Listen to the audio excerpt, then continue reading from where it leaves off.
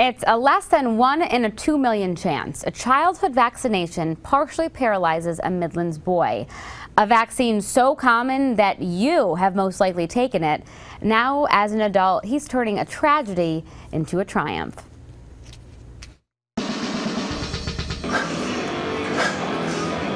Many would call Jamie Fowler a meathead. He can bench 345 pounds, stacks out the shoulder press machine, and can curl 80-pound dumbbells per arm. Needless to say, this Midlands bodybuilder's strength is impressive. But it's the strength that you can't physically see in Jamie that's the most impressive of all. I was born healthy, normal, fine. Like I said, I was getting ready for my vaccinations for school. My parents had taken me to the health department. When Jamie was 2 years old, he contracted paralytic polio from the oral polio vaccine. I came down with a high temperature, a high fever. Once that fever broke, his right leg was paralyzed, unable to grow with the rest of his body. I grew up as with a walker, learning how to walk, and then the older I got, I had to wear a brace on my leg, and then I had to wear the built-up shoe. The oral vaccine that gave Jamie paralytic polio is no longer distributed in the United States, but it was a known side effect at the time. Dr. Hans Oliver with Providence Family Medicine explains. It was always known that there was a chance of getting contracting paralytic polio from the oral polio virus, yet we still used it. We used it here in the United States, and one of the reasons that we used it is that the benefits of it outweighed the small risk factor. So small, in fact, that only 1 out of every 2.4 million people develop that form of polio from the vaccine.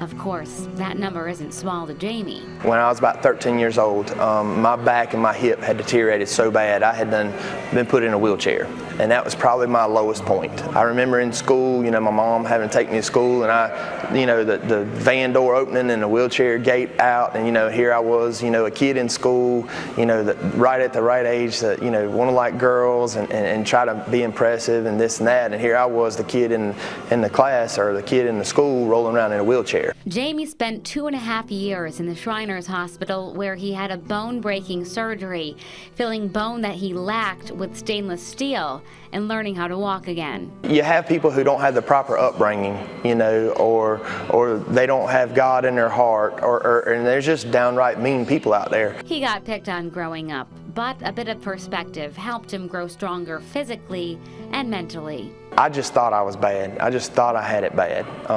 When you're in that hospital, you see some things that will change your life forever. And his life did change.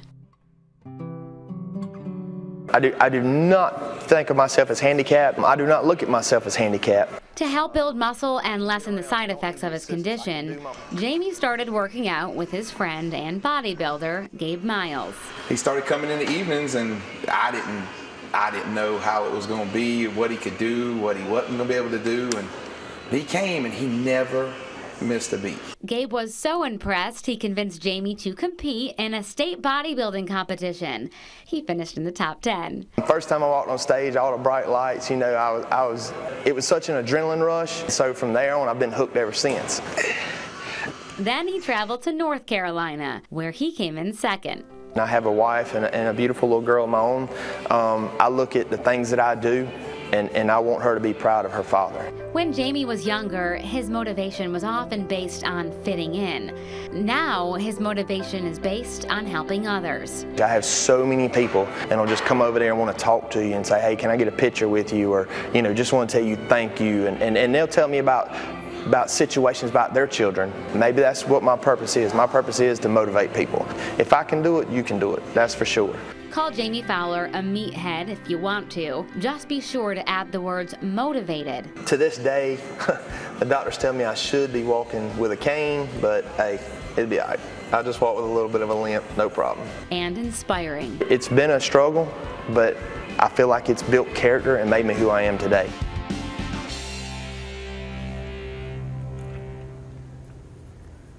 Jamie will be competing once again at the end of April. His dream is to qualify for a national competition. Of course, we'll let you know how he does.